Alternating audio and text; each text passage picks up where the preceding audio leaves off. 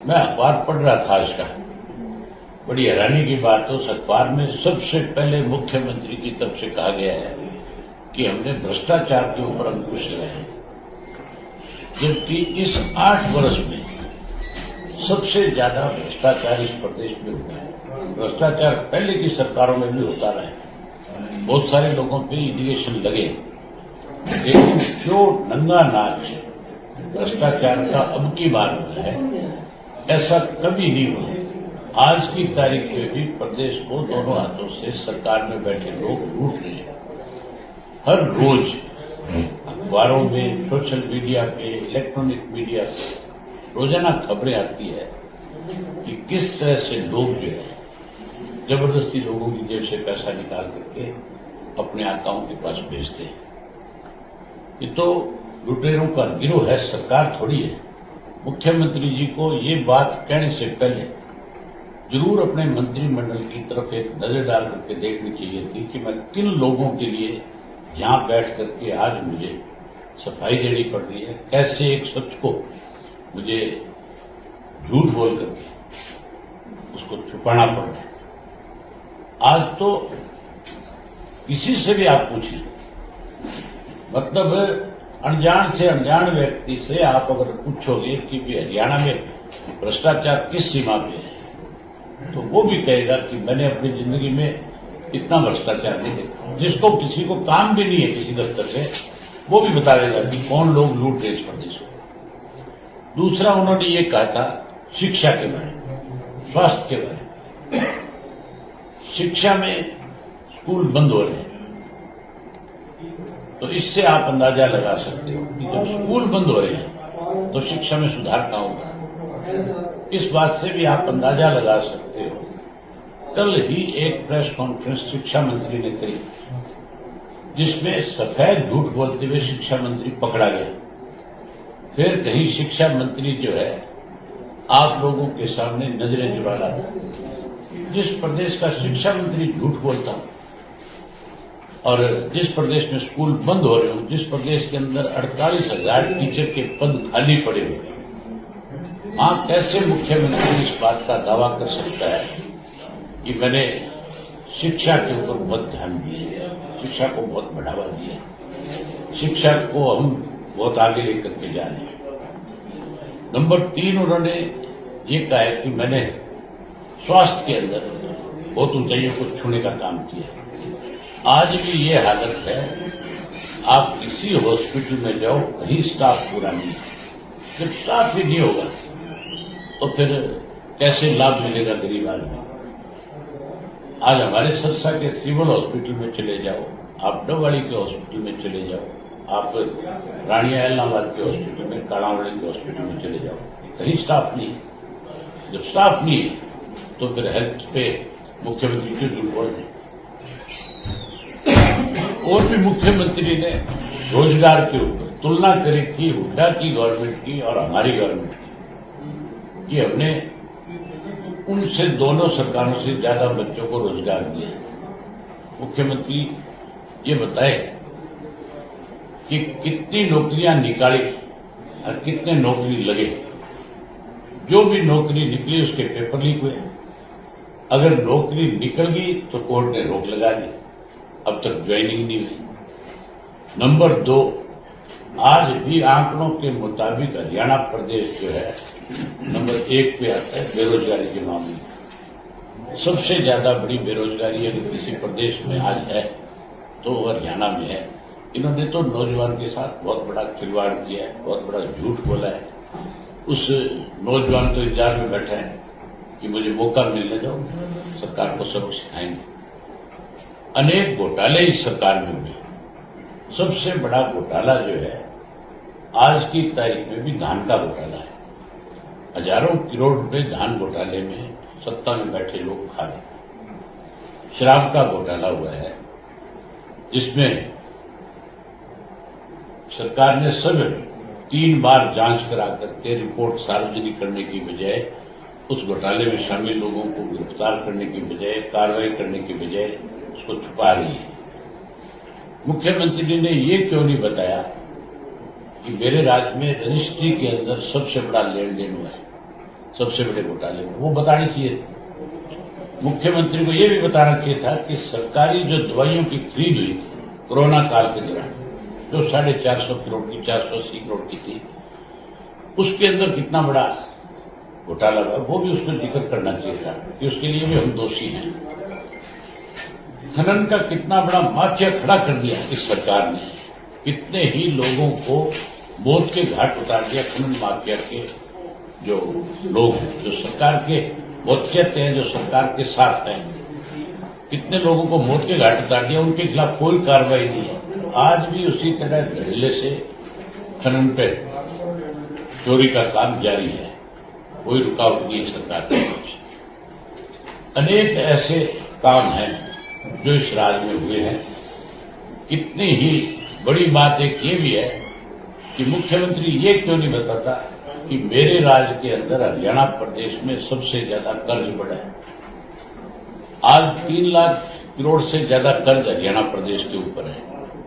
कोई बच्चा जब पैदा होता है तो 1 लाख रुपया कर्ज लेकर के पैदा होता है। जिस हरियाणा के खजाने में चौधरी ओम प्रकाश चौटाला जो मुख्यमंत्री थे, और जब वो 2005 में कांग्रेस की सरकार आई थी तो 2 या 3 हजार करोड़ रुपए खजाने में छोड़कर के आए थे। मतलब इतना संपन्न प्रदेश था उस वक्त। आज उसी प्रदेश को इन्होंने दोनों हाथों से लूट करके 3 लाख करोड़ से ज्यादा बड़े कर्ज में डुबोने का काम किया। मुख्यमंत्री ये बताए कि ये 3 लाख करोड़ का जो कर्ज मैंने लिया था, इसको कहां कहां खर्च किया है, उसका ब्यौरा देना चाहिए। उसके ऊपर श्वेत पत्र जारी करना चाहिए। सरकार की तरफ से बताना चाहिए ये पैसा कहां खर्च हुआ है। कहीं खर्च होगा तो सामने दिखेगा। जो पीडब्ल्यूडी के अंदर घोटाले हुए उसकी जांच होनी चाहिए। उसमें कितना पैसा ठेकेदारों के माध्यम से खाया गया, कितने ऐसे काम थे, वर्क थे जिन पे 100 रुपया खर्च होना और जिनमें ठेकेदारों को बुला के कह दिया जाता था कि आप कोई भी टेंडर के लिए नहीं जाओगे, ये जाएगा। अब वो 100 रुपये वाले में उसको कहते तू 180 भर दे या 200 रुपया भर दे, और उसको दुगने रेट में दे करके उसमें भी कमीशन फिक्स कर दिए थे सरकार में बैठे लोगों ने। उन चीजों की मुख्यमंत्री को बतानी चाहिए। जब मुख्यमंत्री ये सब बता रहा है, मुख्यमंत्री कह रहा है कि मैंने पीडब्ल्यूडी में विशेष रूप से विजिलेंस को जिम्मेवारी सौंपी है, तो विजिलेंस ने अब तक क्या किया उसके बारे में भी बताएं। जो घोटाले हुए हैं उनके बारे में बताने, जो चोरी हुई है, जो लूट हुई है, उसके बारे में बताने की बजाय मुख्यमंत्री को झूठ बोल करके कहीं अपनी सराहना नहीं करनी चाहिए। अगर इतना ही मुख्यमंत्री ने किया है तो फिर मैं तो ये चाहूंगा कि मुख्यमंत्री जी को एक सार्वजनिक डिबेट में आना चाहिए, जिसमें हर पार्टी के लोगों को बुलाना चाहिए, जिसमें हर पार्टी के लीडर को बुलाना चाहिए, मुख्यमंत्री को सदन भी आना चाहिए। मुख्यमंत्री के पास तो सारे आंकड़े होते हैं, वो आंकड़ों के साथ आए और बताए। हम जैसे लोगों को मौका दे मुख्यमंत्री पूछने का कि भाई आप बताओ ये सब हुआ कि नहीं हुआ। वो वहां लोगों को संतुष्ट करे, वहां पत्रकारों को संतुष्ट करे, वहां प्रदेश के लोगों में ये मैसेज दे कि भी हाँ वाकई मुख्यमंत्री ने कुछ किया है, तब जाकर के सरकार की कोई प्रशंसा हुआ करती है। अपने आप प्रशंसा करना, वो कहते ना कि अपने मन मियां मिट्ठू बनना, वो बात है। इन्होंने तो लूटा है प्रदेश को। ठीक है, बात जिला परिषद चुनाव की चल रही थी। जिला परिषद चुनाव में चौधरी रणजीत सिंह के बेटे भी इस बार चुनाव लड़ रहे हैं, तो उन्होंने ये कहा कि चौधरी देवीलाल का परिवार तो त्याग करता रहा है, प्रधानमंत्री की कुर्सी तक का त्याग किया, हमारा लेवल नहीं है, लेकिन अभय सिंह जी ने मजबूर किया हमें चुनाव लड़ने पे। तो सर इस पे चौधरी रणजीत सिंह से आप एक बात पूछ लें कि आपको लोगों ने इंडिपेंडेंट जिताया था, भाजपा के कैंडिडेट के खिलाफ वोट दी, आप भाजपा में क्यों गए? आपसे बड़ा लालची है कोई? किस लालच में गए आप? जो कोई सरकार के खिलाफ इंडिपेंडेंट जीतता है उसका अगर वो जाकर के सरकार को समर्थन देता है, इसका मतलब उससे बड़ा स्वार्थी व्यक्ति नहीं हो सकता। चौधरी देवीलाल ने तो कभी ऐसा स्वार्थ किया ही नहीं। फिर रही बात चुनाव लड़ने की,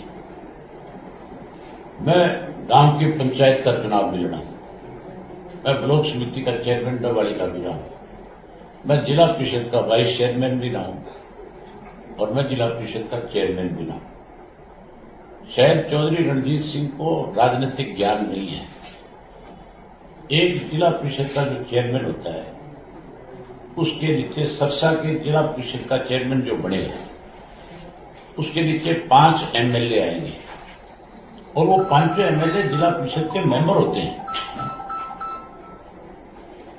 मतलब ये बहुत बड़ा पद है।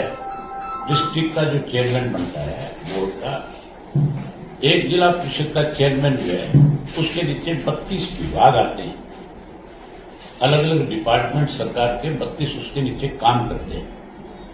जितनी बड़ी जिम्मेवारी जिला परिषद के चेयरमैन की है, जैसे ऊपर मुख्यमंत्री की है, उसके नीचे चेयरमैन भी जिम्मेवार है उन सब चीजों का। जिला परिषद का चेयरमैन अगर मजबूत आदमी हो तो पैरेलल सरकार चलाता है, पैरेलल काम करता है। किसी अधिकारी की हिम्मत नहीं हो सकती कि वो बिना जिला परिषद के चेयरमैन से आदेश दिए बिना अपनी मनमर्जी से कोई काम करे। बीजेपी ने जो लिस्ट जारी की है उसमें निर्दलीय जिस तरह से आपने बताया कि समर्थित उम्मीदवार है, वहां जेजेपी पहले ये दावा कर रही थी कि हमारा गठबंधन है और हम जो पंचायती चुनाव है वो भी गठबंधन के तौर पे ही लड़ेंगे। तो इस लिस्ट से कहीं ये लग नहीं रहा कि, क्योंकि उनके उम्मीदवार हालांकि 5 वार्ड है वो खाली छोड़े गए हैं, लेकिन इसको लेकर के आप क्या मानते हैं कि हालांकि जेजेपी के काफी सारे वार्डों में उन्होंने अपने पदाधिकारी या उनके जो हल्का अध्यक्ष थे, जिला अध्यक्ष थे, उनको भी चुनावी मैदान में उतारा हुआ है। ये गठजोड़ नहीं है, ये गठबंधन नहीं है। मैं शुरू दिन से ये कह रहा हूं, ये ठगबंधन है, ये गिरोह है लुटेरों का। ये प्रदेश को लूटने की योजनाएं बनाते हैं। इनको प्रदेश के लोगों से कोई सरोकार नहीं है। ये तो कहां से पैसा लूटा जा सकता है, कैसे लूट मचाई जा सकती है, इस काम में सारा दिन विचार करते हैं बेचारे। हैरानी की बात नहीं है, आज के अखबार में खबर छपी है कि जजपा ने भी अपना जाकर के कुलदीप के लिए प्रचार करना शुरू कर दिया। उनसे आप पूछो जरूर। मुझे तो अजय सिंह जी अगर मिलेंगे तो मैं जरूर पूछूंगा, चौधरी रणजीत सिंह भी मुझे मिलेंगे तो मैं उनसे भी जरूर पूछूंगा कि जिस व्यक्ति ने आपके पिता से, आपके दादा से 2 बार धोखा करके सत्ता छीनी, क्या तुम उनके लिए वोट मांगने जा रहे हो? लोग पूछेंगे नहीं आपसे कि आपने सरेंडर कर दिया भजनलाल के परिवार के सामने। इसका मतलब तो सीधा यही है कि इन्होंने कुलदीप बिश्नोई के आगे सरेंडर किया है। इन्होंने इसलिए सरेंडर किया है कि अगर ये नहीं जाएंगे वहां तो फिर ये सत्ता में नहीं रह सकते, फिर इनसे कुर्सी ले ली जाएगी, फिर इनको सत्ता से बाहर कर दिया जाएगा। इसका मतलब ये लोग जो है चौधरी देवीलाल की नीतियों को आगे नहीं बढ़ा रहे। ये तो चौधरी देवीलाल के नाम पे कलंक है, उनके नाम को कहीं कमजोर कर रहे हैं। बड़ी सफाई से झूठ बोलते हैं। आप इनसे पूछो श्री भी आपने भव्य बिश्नोई की जाकर के मदद करी है, इसका मतलब आपने उस परिवार के आगे सरेंडर किया है या फिर आपने सरकार के दबाव में जाकर के काम किया है? भी आप पे सिर्फ कुर्सी की चिंता है, आपको इस लूट की चिंता है आपको। चौधरी देवीलाल कैसे व्यक्तित्व थे, आपने उनके नाम को कलंकित किया है। आप बहुत बड़े दोषी होंगे लोगों के सामने इस बात के लिए।